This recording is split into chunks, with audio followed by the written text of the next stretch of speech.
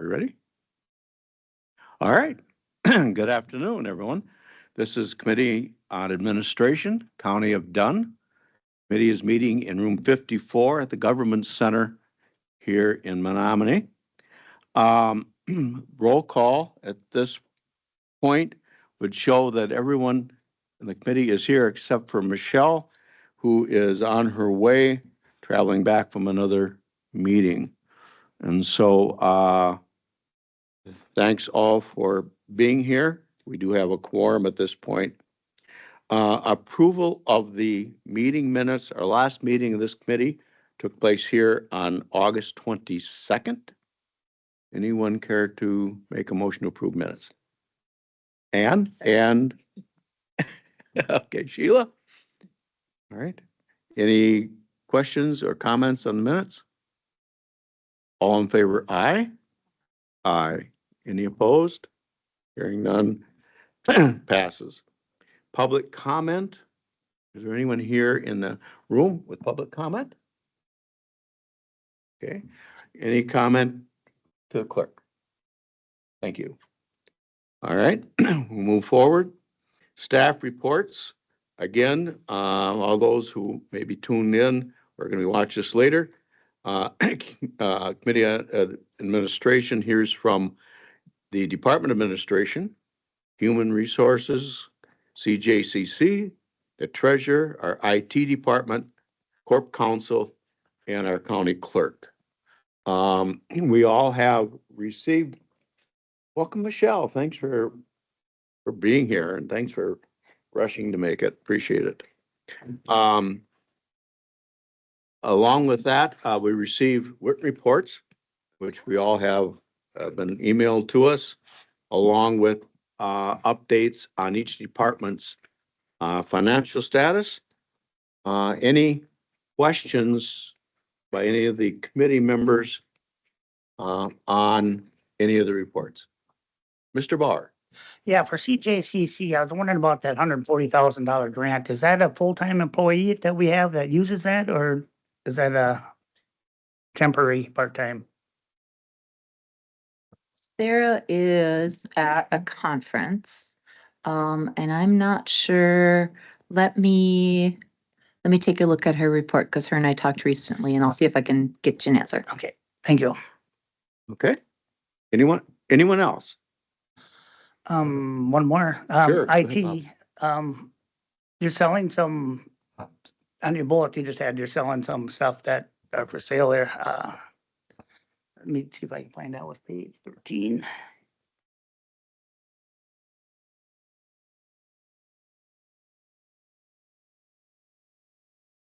On your second page of your report, I think it was, yeah. Reviewing current inventory, and then you're gonna sell off some of the, I don't know what that is. What are you selling off? I guess I'm sure you're not selling our information, of course, but yeah.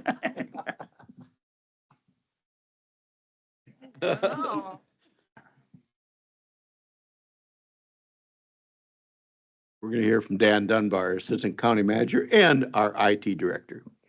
Yeah, it's actually this old equipment that is no longer in service. But as we look at that, we have to make an evaluation of, is there data in it? And a lot of these areas were not required. So we may sell a server, but we can't sell it with a hard drive in it because the hard drive has information that needs to be destroyed properly in order to do that. And then when you do that, sometimes we actually decrease the value of that asset to the point that it may not be worth the time for the facilities department to even try to sell it as a server as opposed to just selling it as scrap. So yeah, and for a lot of these cases, because we bring things to the end of their life, they don't have a lot of value. Most of their value is actually in scrap. So that's kind of that work that's being done, is to look at that, a little bit of research, like what can you buy that for on eBay? Yeah. And is it worth actually selling it in the time that'll go into it? Thank you. Yep. Thanks, Dan. Anyone else? Any other reports? Michelle, some time. I- Any, Oh, I was gonna say, actually, give an answer to Supervisor Bauer's question. I'm looking at the budget resolution. So that grant crosses years from 2024 to 2025, that $140,000 grant. So Sarah's budget resolution for this, the remainder of this year uses that grant. It looks like about $33,000 of that is in wages, and those go to support the I'm sorry. Yeah, looks like, no, I'm sorry. It is almost all in wages, and those go to support the already established behavioral health officer position.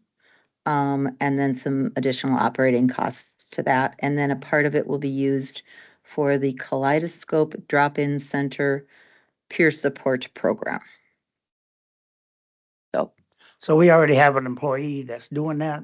We're not hiring somebody to do that. That's We are not already in place. hiring anyone Okay, else. I'll just question. Yep, thank you. Yep. Sheila Story? I just wanted to see if our county clerk would maybe update us after meeting down in Madison or down in La Crosse with all the other clerks on anything that maybe isn't in the report that would be of interest. Thank you for the question, Supervisor Story. Yes, the county clerks run a congruent conference along with the Wisconsin Counties Association conference, and we spent a lot of time talking about security. There were several emails this morning, actually, back and forth about threats that continue to come into election workers from the district attorneys that cover Wisconsin. We're monitoring this situation as closely as we can. There have been 20 states now in the last 3 weeks that have received, where election workers and officials have received mail with white powder in them. That usually triggers a SWAT team response to assess that. Most of them have all been negative with just things like flour or powdered sugar. But it is something that we're monitoring because there were those fentanyl lace letters that were sent to several election officials throughout 4 states last fall. So we're monitoring it as closely as possible and making sure that we're updating our clerks. The training that we will be doing in October for the poll workers will be focused very much on safety and security. I have spoken with the sheriff as well as with the chief of police from Menominee and several of the other local law enforcement entities to ask for increased patrol on those days. The sheriff always complies with that, as does the chief of police from Menominee. We're going to try to get, for sure, representation at as many polling locations in the city as possible throughout the day, but then having extra staff on from the sheriff's office throughout the county in case there is an incident. Better to be prepared than to not. So that's kind of what we're working on. We spent a lot of time talking about security and things to watch for. So we're talking a lot about de-escalation training. We'll be doing that with the poll workers as well as with the municipal clerks, just in case there are those things. There have been several questions that have come about electioneering, and most of our clerks know that you cannot have any sort of material within 100 feet of any entrance to a polling location. That includes any sort of apparel. So if anybody's wearing apparel at the polling location, they come in, they're immediately asked to remove their hat or turn their t-shirt inside out, not take it off, go to the bathroom and turn their t-shirt inside off. We want everyone fully clothed when they vote. So that's definitely something that we're looking at and just making sure of. So if you hear about anything, please let us know if you hear anything about concerns that anybody has. We're collecting those and making sure that they're forwarded on to the appropriate parties. Having said that, September 17th was National Voter Registration Day. And there was a push throughout the county to make sure we're getting new registrations. There were 450 registrations that were received on that day throughout the county, which is a really good increase. The university is working on several registration drives throughout the months of October, where there will be at every eating establishment on campus, North Point, the Commons, and the Memorial Student Center, registering students to vote, so we can avoid some of those lines that we have always had. There is a small change on campus. Normally, the polling location happens at the Commons. This year, it's going to be changed to the Memorial Student Center to provide more space, to get more people in and out. There just is not the kind of space that we need at the Commons for this particular election. So that is a small change, but that's mostly what we spent time talking about at the conference, was security and to be prepared.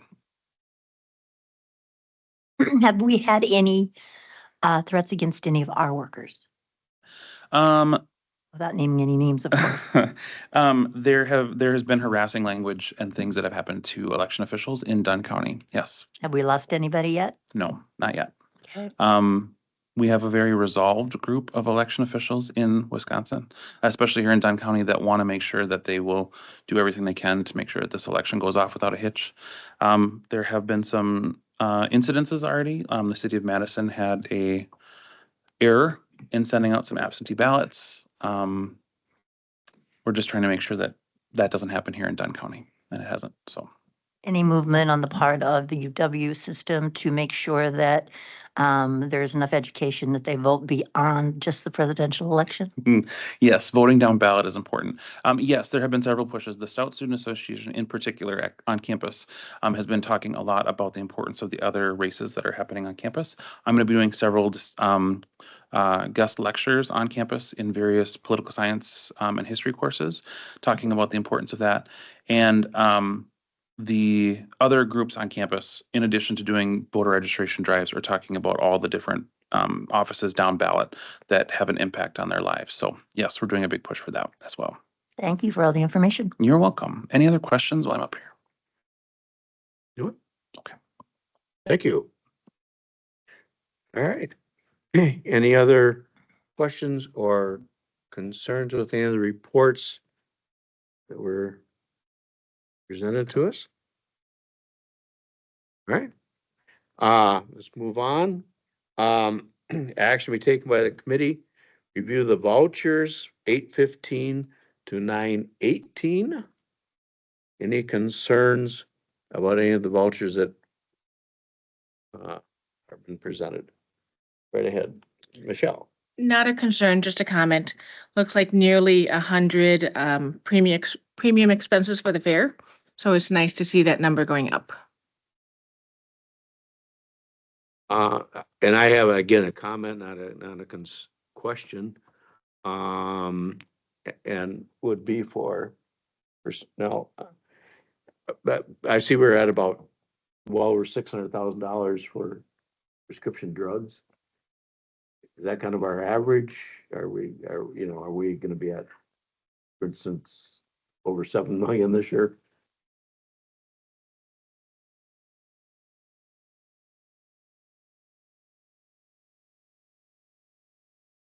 It's fine. Sure, any place. Thank you. Yeah, so we are actually trending higher than we were last year for overall spend of claims and pharmacy costs. So that is a higher number, a significantly higher number than we would normally see month to month. It just kind of ebbs and flows, and working with our consultants to kind of monitor that. And with that, we'll have some recommended things to look at for the 2025 plan year coming up here later in the meeting. Thank you. Any other questions for personnel? Not for her. Oh, okay, all right. Thank you. Bob, go ahead. On page 18, right under county manager, there's a general administration. Second item on that for $4,101, it's contingency fund. Are we taking money to the contingency fund? Are we taking it out of contingency fund, or? That would have been a movement for something previously approved by this group out of the contingency fund into wherever it was. Okay, approved just for. now it's coming through. Yep. Okay. I think that was the study. Oh, sure, for the the highway, Facility or I'm study. sorry, Sheriff's Department space Facility, study. space study. Oh, yep, okay. And All one right. more, page 20. Just Bobby, just a question, you're paying the different towns, town of Springbrook, town of Menominee, is treasurer. It says town of Elk Mound treasurer. Are we paying a treasurer, or is that the town of Elk Mound? Probably just.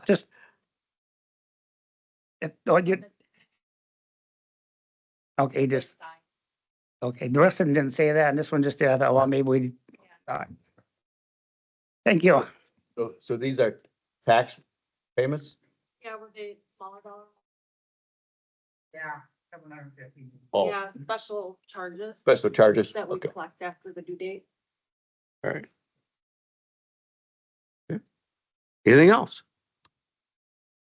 Wow, Well, and, I think, so under the patrol, account 1270, it looks like maybe some of the jail food contract just got misentered. Unless the patrol is getting meals from Ilior for $5,000. I see that, Yeah. $5,370. Yeah, Yeah, just guessing it was miscoded. that does look like that.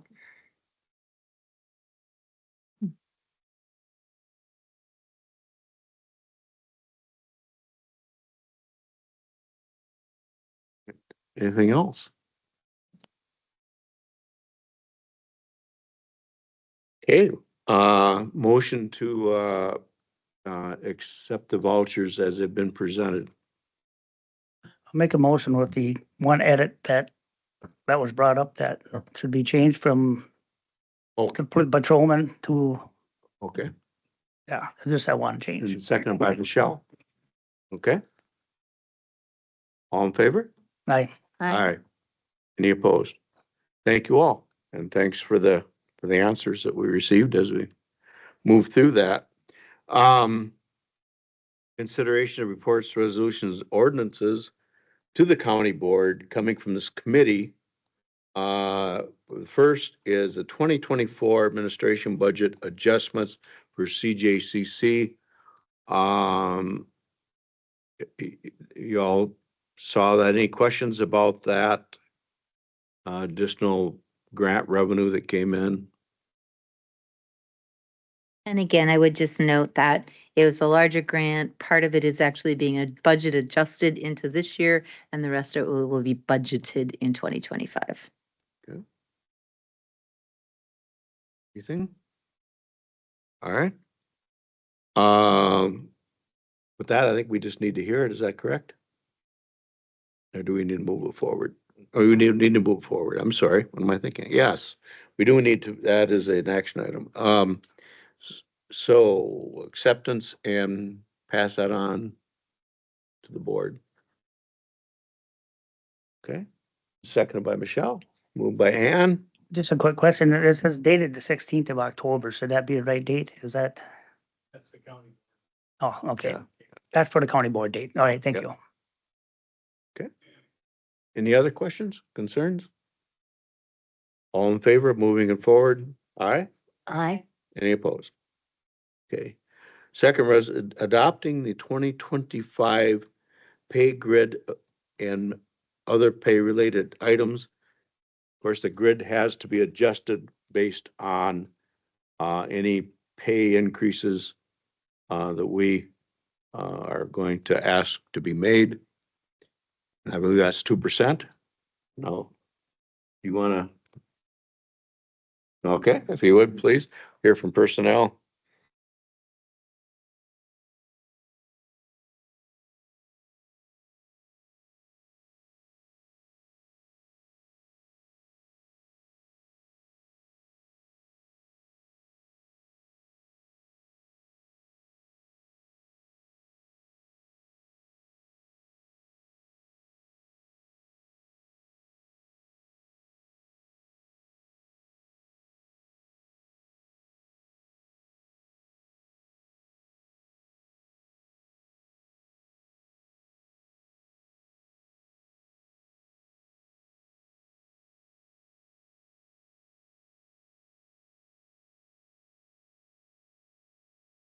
Okay.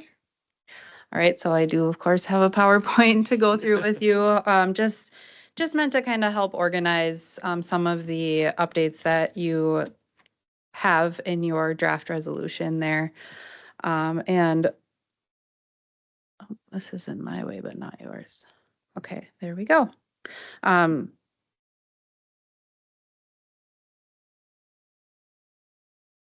So today, we'll just go over our 2025 wage recommendations.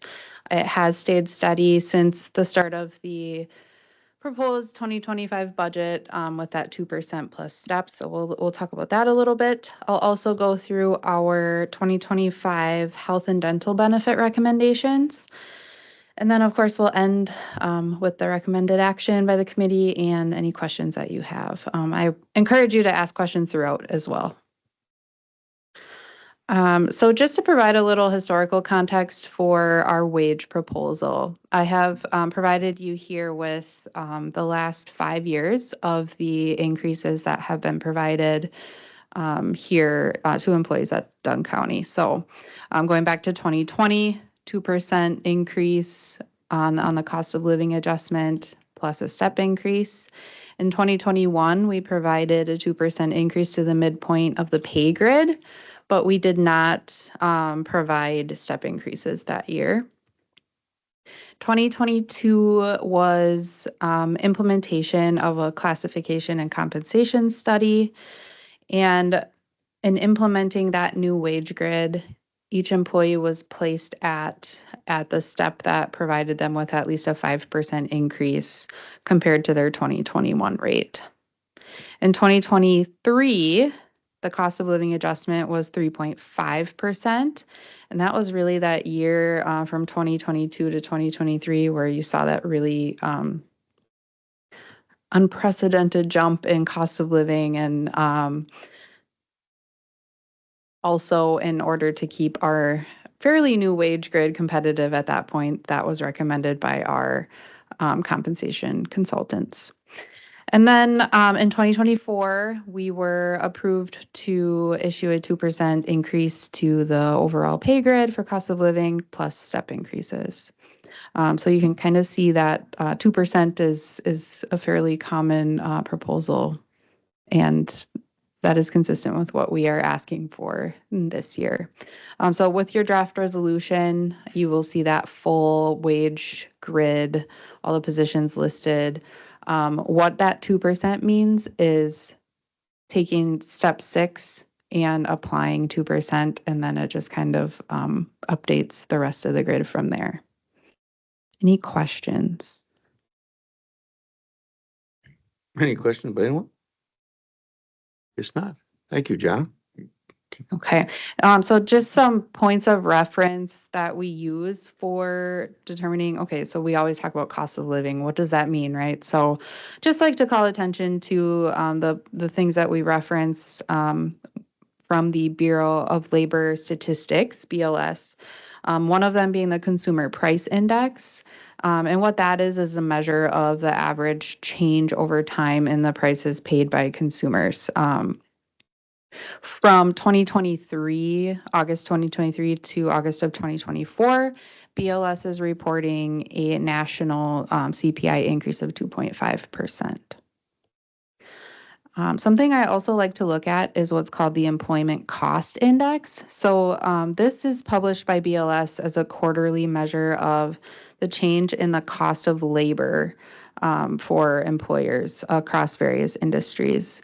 And this is suitable in considering wage adjustments because it allows us to kind of see what, as far as like what pace other employers are keeping as far as the increase. So I've provided a graph here from BLS that represents the employer cost index going actually all the way back to 2006. But I thought it was interesting to see that this blue line here represents government employers and the red line represents private industry.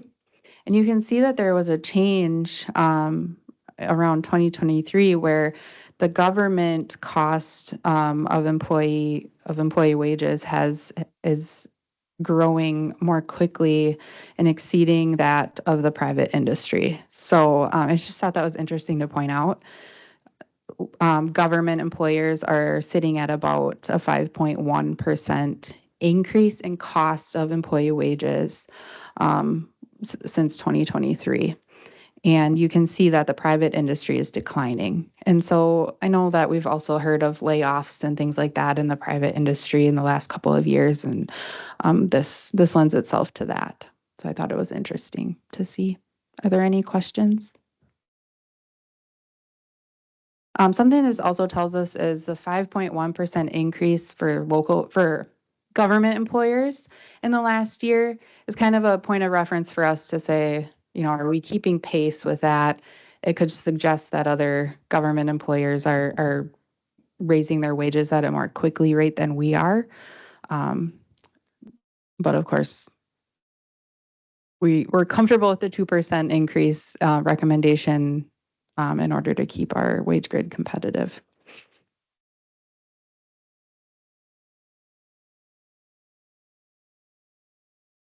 Okay, so again, the recommendation is the 2% increase to the midpoint, which is step 6 of our current wage grids, and to maintain 2.75% between each step. And we have the total of 11 steps on each pay grade. Also have included in the proposed budget to maintain an annual step increase for each employee that has not already reached that top step of the pay grid.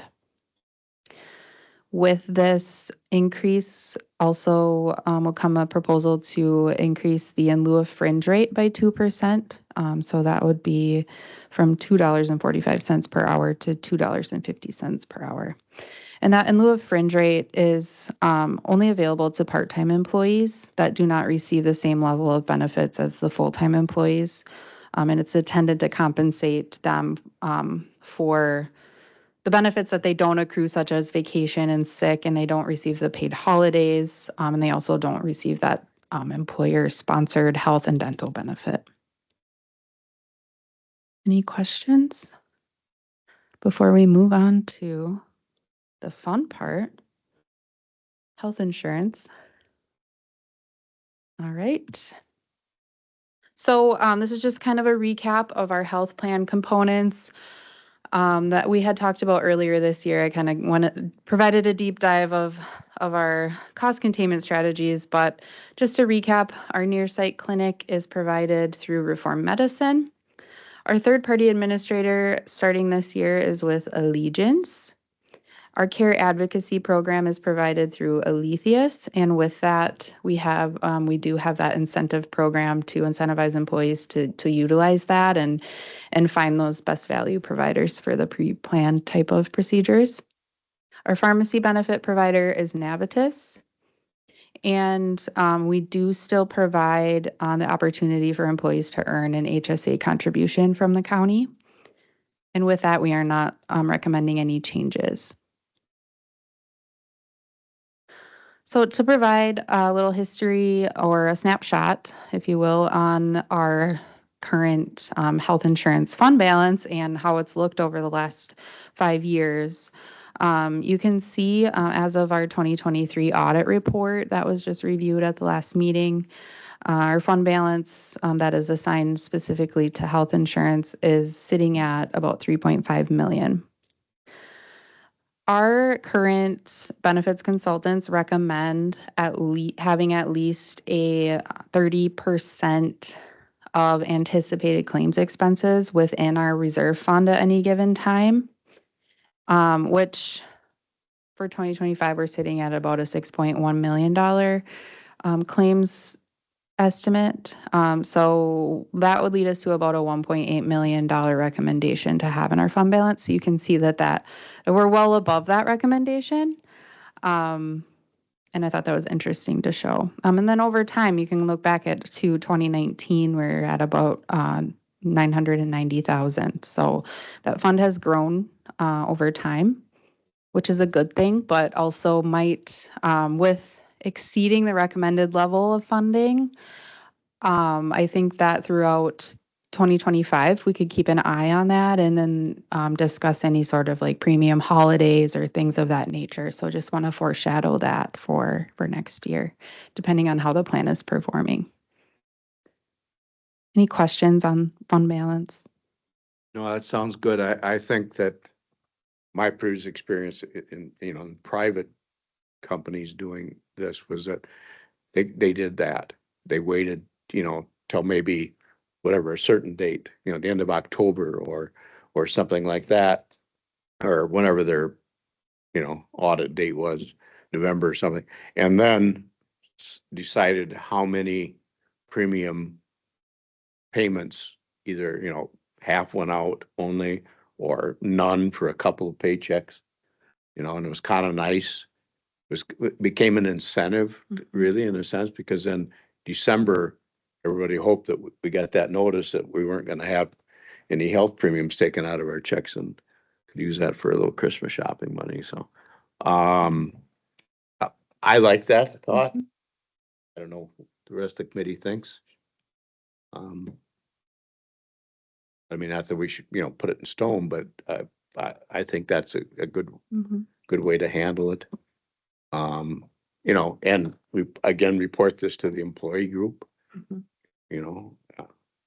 Everybody know that we're doing okay, and that our plan is working as far as using alternative care, things like that. Thank you, appreciate that. Thank you. So kind of, to go on and not provide negative information after the positive outlook. Um, just to provide a reminder, we have 2 plan options that we provide to employees. Option 1 up here with the navy blue is really our more popular plan with a $2,500 single deductible and a $5,000 family deductible. And then option 2 is a little bit of a higher deductible plan, sitting at $3,500 for a single and $7,000 for a family. Here's where the not so great news comes into effect, and it's kind of spinning off of your question about the monthly cost of our claims. And we are currently trending higher this year as far as claims and pharmacy spend is going. So with that, our consultants do some fancy math, I call it, that really deep dive on how our claims are trending this year, but also in previous years. And what they do is come up with an anticipated overall what they would expect for us to spend for 2025.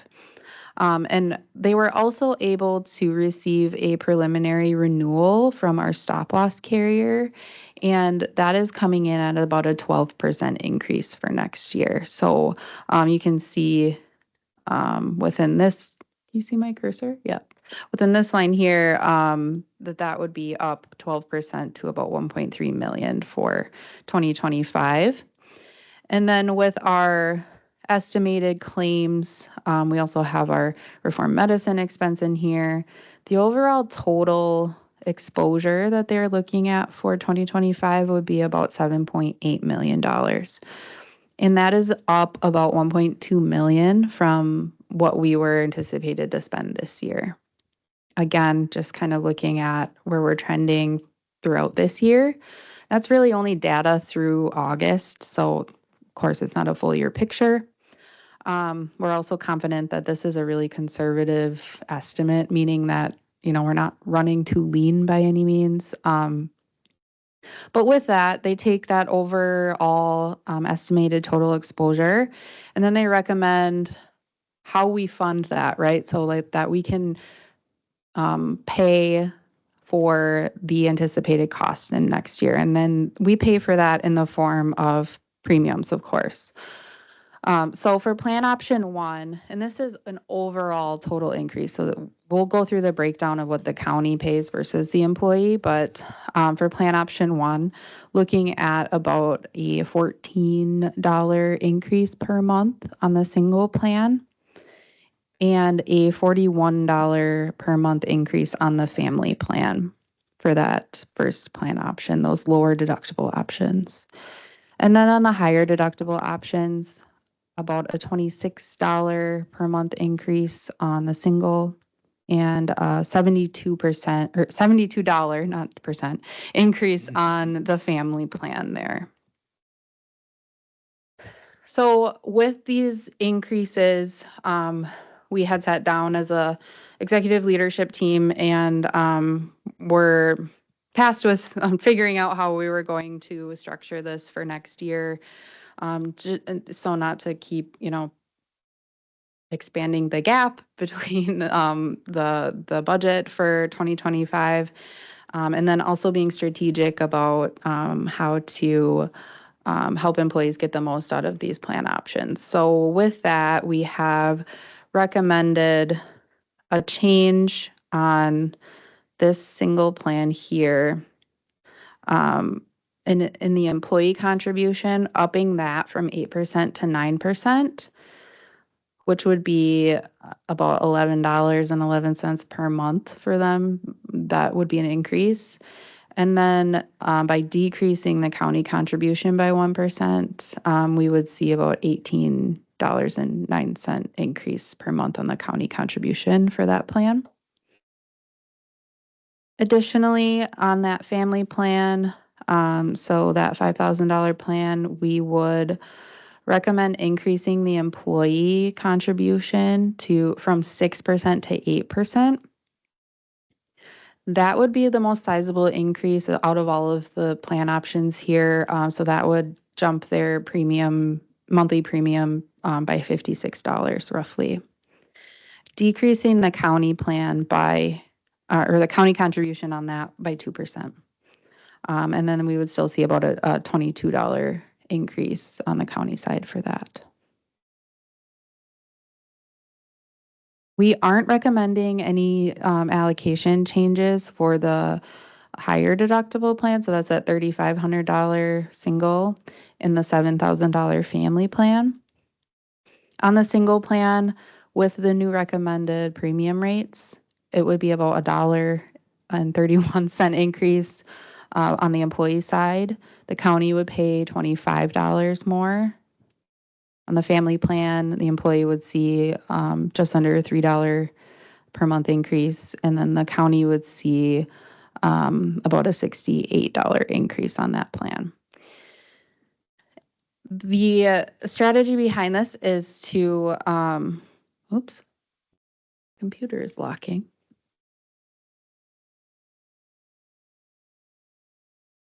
There we go. To continue to incentivize employees to be able to jump to that higher deductible plan while also perhaps contributing to their health savings account throughout the year so that they're ready for that if they had a bad year and they were meeting their deductible. And just making sure that the folks that are on that plan can continue to do that, right? Because if we increase that premium, then that would potentially impact their ability to contribute to the HSA plan, to their health savings account. So in summary, adjusting on that lower deductible plan by a few percentage points, and then seeing a minimal change on the employee side to the higher deductible plan. Any questions? I guess, and I know, like you say, it's actuaries working with a whole bunch of numbers. Are we looking then to kind of maintain that balance? I guess, is that the number that they're looking at? Oh, I mean, what was it, 3 something million there in the account? Yeah, so what our consultants do in recommending premium funding is, taking this 7.8 million estimate, and then they provide funding structures to be able to pay that. So what they're aiming for is a wash. Right, yeah. So that with this structure would not be decreasing that reserve fund balance per se. Right. But I think and I think it's a good strategy to kind of look at it mid-year next year and see kind of how we're trending, and then be able to consider if there's an opportunity for premium holidays. Also, because we don't fully know or understand where we're going to be landing for this year. So we might I would anticipate the need to use some of that reserve at the end of this year. Looks like it Mhm. with the, Yeah. especially for prescription costs. Yeah, and there's no science behind this per se, but if you listen to insurance people, they'll say every 4 to 5 years you have that bad year, and I would say that we're really in that.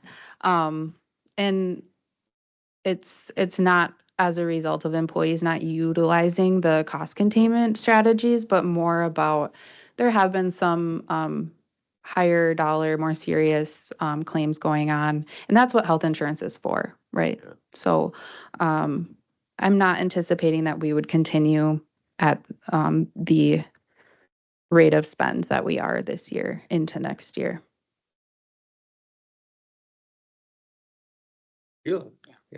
Just a few questions. Sure. First of all, what is the number of our employees again that are eligible to purchase insurance? Yeah, we're at about 330 full-time. Part-time employees are able to purchase it, but it would be at the full monthly cost rather than the employer-sponsored Do we have some that do that? 1 or 2 per year. Okay. It's very small number. Of that 330, how much would purchase option 1 versus option 2? I can get you that Well, just information. an I would estimate. say we probably have about 70% on option 1 and about 30% on option 2, I would say. Okay. And when I'm an employee and I see my health insurance costs are going to go up, the first thing I look at is if I'm getting my cost of living increase or my wages, Mhm. and I subtract.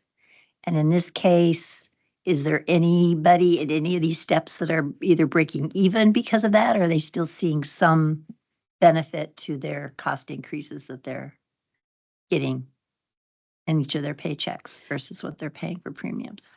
I'm thinking yes, but I could do the math on that specifically. Also knowing that they do have the option to move to that second plan option, Mhm. and then they would actually see a pretty sizable decrease in the premium that they pay month to month. Of course, then they're taking on a higher deductible potential, but we would hope that employees then would be able to take that difference in the lower premium and then put that into their HSA so that they have it in savings and ready to go if they were to need to hit that deductible amount. Let's say status quo, an employee would see a $50 per month increase. I would say a 2% plus a step would still get them at taking home more income paycheck to I paycheck. feel like But it would also depend on where they're graded at, right? Because it's percentage based. So that it's not a fixed amount that we're providing to each employee. It's a percentage based on their current wage. So the higher compensated employees would probably see less of an impact.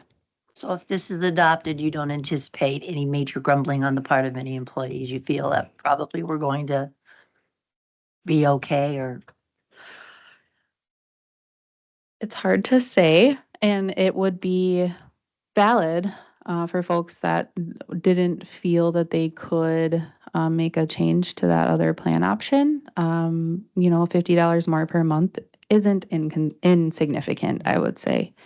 But I think what I would aim to do, and we're always aiming to do, is be able to educate on how beneficial an HSA is, and being able to contribute to that throughout the year, and helping them to be in more control of their healthcare costs throughout the year. So I think it would be potentially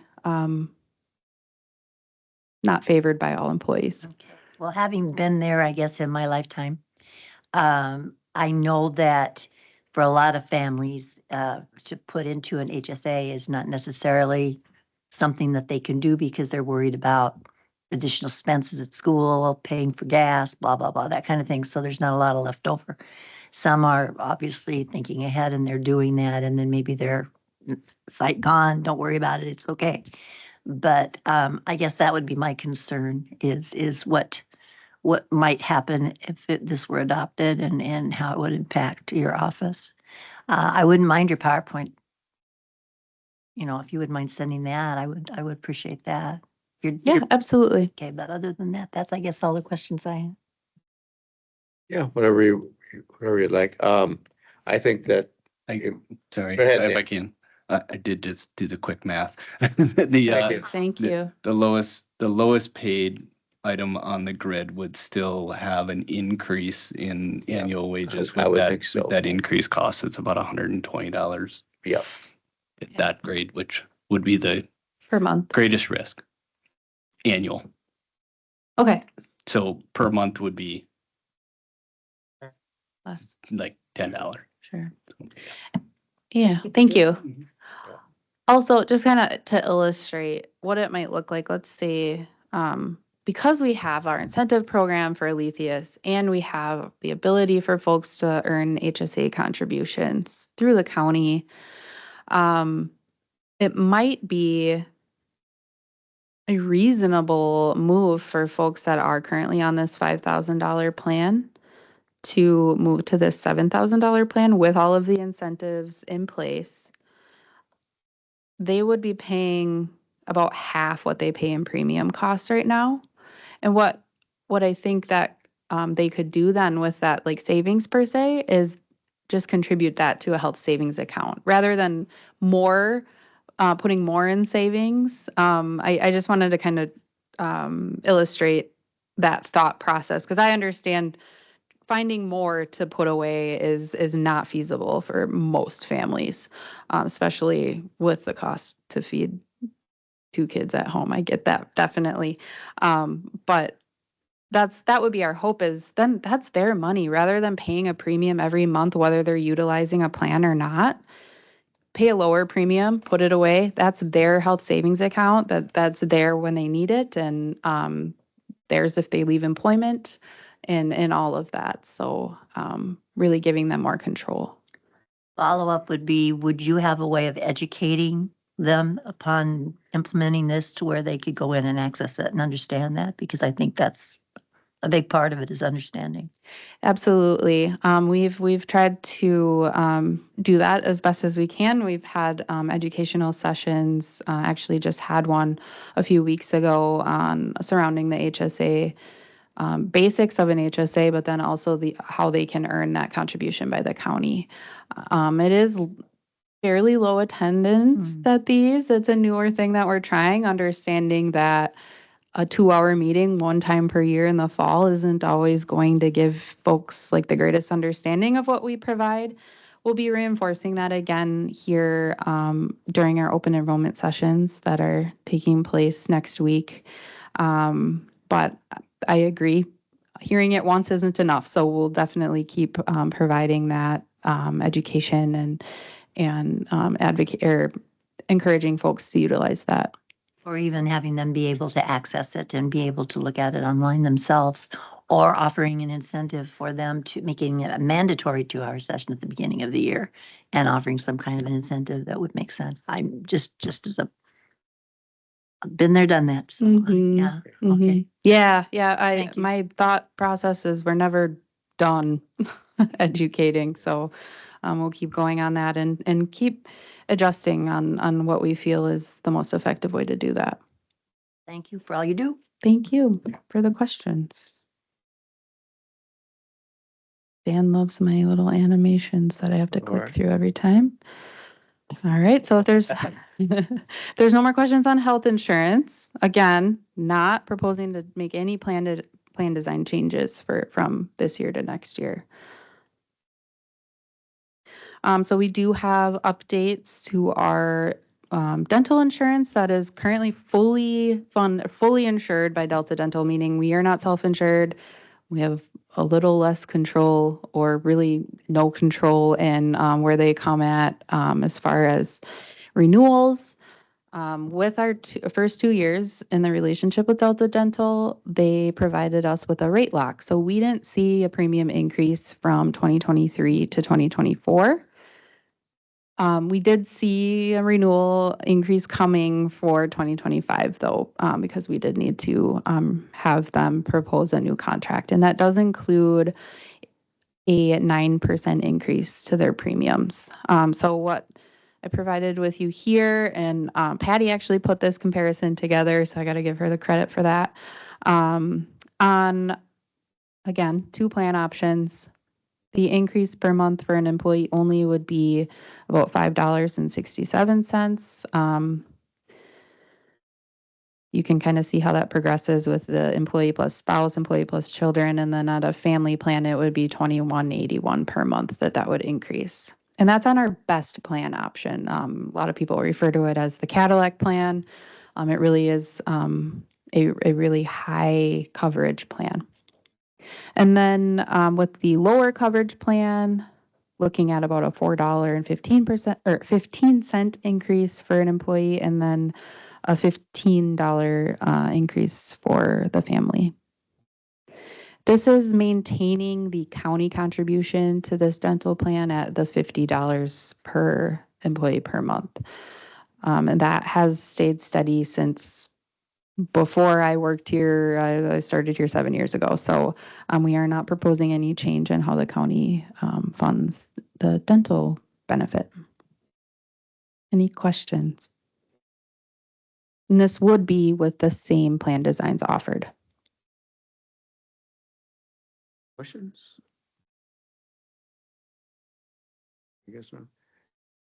Okay, one last really quick thing, and this is, I'm not going to get into detail on it, but I just wanted to foreshadow that we have been offered a vision insurance plan by Delta. And so we're reviewing that and we'll be providing that information to employees during open enrollment. But I'll be providing more information to this committee in the month of October, and then for review of a resolution to the county board to officially adopt that.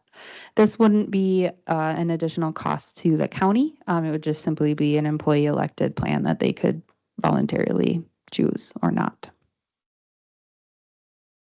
And that is it. Yeah, and thank you, and Sheila, thank you for, your questions and comments. I think that is something that you luckily we have an HR department that's investigated all what we can do for employees without running amok with rates and so forth. And at some point, we're not going to see as much savings, much change, because we have, instituted a lot of those savings programs and potentials. But again, I guess my word out, and I don't know how, again, you want to put it out there, but is to remind all of our employees, this is theirs. And if they don't want to pay attention to it, there's nothing we can do to get them to. And yet I hope, with the dollars they're looking at, that they realize that they could maybe put some more money in their pocket, or potentially put more money in their pocket, or take home, whatever you want to call it. All right, we need to move forward with this. Anyone who cares, make a motion to recommend the 2025 health and dental plans as presented. Bob would make that motion. Michelle? Well, do we need two Discussion? different motions, one for pay grade and one for health? Yes, yeah, we would need to cover pay grid too. This is, I guess, I don't know which one you want to do first, but otherwise I'm gonna say, being as we just did health, I brought it up first. But health, okay, all right, health and dental I'll program, second that. okay, all right, and second by Michelle. Comments? I had a question about the timing of these, because we have to approve I'm guessing that we have to approve the budget first. Because someone could all of a sudden say, well, we're not gonna do, like, or somehow the board decides, oh, we're not gonna do a 2% increase or something, and so how would that work? I'm just curious. Go ahead. The numbers that you're considering right now are going to be used to build the budget. And then, once the budget reaches a certain state, it has to be published and then it's static until the public hearing and the county board meeting on the budget. At that point in time, it can be subject to amendment by supervisors. Okay. Yeah, but, this is a necessary preliminary step because without knowing what these figures are, you can't really budget for it. So these will come first and then, Correct. okay. All right, thank you. You get to make the decision ahead of time. With the this is again, our our part of the budget, I guess. It's going to executive though, and then executive could still make changes if they want to before they move it forward, can't they? No, it doesn't come through as a No, exec. Okay. no, they're not. Okay. Executives, not, so this would be all the way to the board. Okay, all right. Okay, all in favor? Aye. Aye. Opposed? Okay, now the wage grid and step and wage increase is based on 2% to the grid, that midpoint as explained, and then the 2.75% for those who qualify in terms of step increase. That is our proposal for 2025. Anyone care to make that motion? Michelle? Second. Sheila seconds. Questions or concerns? Hearing none, all in favor, aye. Aye. Opposed? Passes. Thank you very much. Thank all of you for. All right.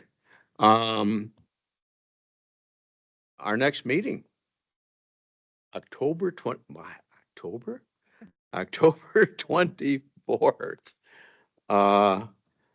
In this room at 3:00.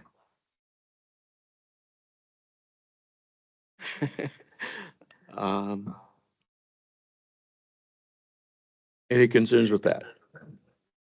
Yeah, October 24th would be that last fourth Thursday.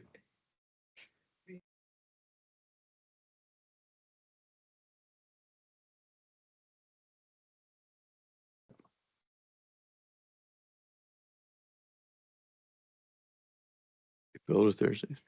Any major conflicts by any of the committee? All right, so that will be the date. At this point, we are adjourned and thank you all. Staff, thank you all. Personnel, IT, clerk, treasurer.